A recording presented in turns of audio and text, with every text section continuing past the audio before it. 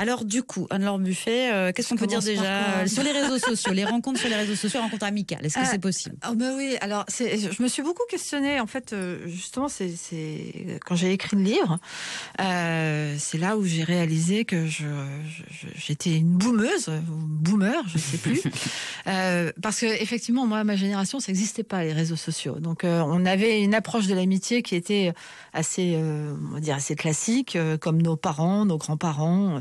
On se rencontrait dans des endroits bien définis ou par hasard. Mais en tout cas, on se rencontrait forcément en vrai, d'une manière ou d'une autre, à un moment. Arrivent les réseaux sociaux.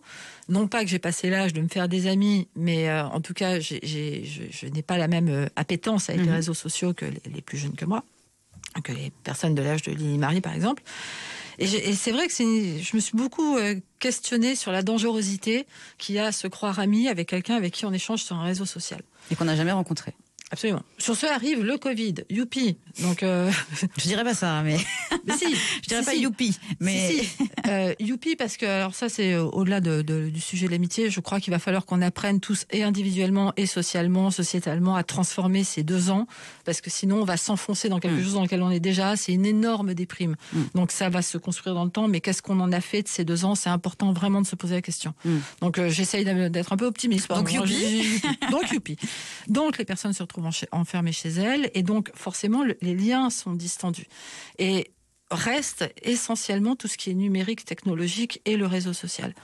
Et c'est là où vraiment je me suis questionnée en me disant finalement qu'est-ce qui crée l'amitié? Est-ce que c'est le fait de voir la personne, de la toucher, ou est-ce que c'est l'échange qui se crée dans l'amitié? Ça devient un échange épistolaire aussi. Ça devient un échange épistolaire.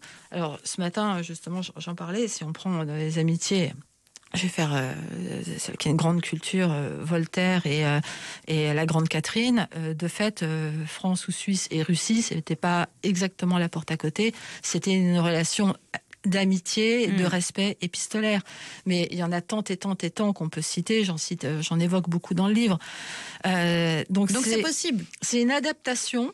En fait, je crois que ce qui nous fait peur à la majorité des gens, parce qu'on est majoritairement plus proche d'être des boomers qu'autre chose, ce qui nous fait peur, c'est qu'on n'est pas, c'est pas tangible, on n'arrive pas à saisir la réalité, le concret de ce lien. Et pourtant, il y a des amitiés qui naissent sur les réseaux sociaux qui sont extrêmement fortes.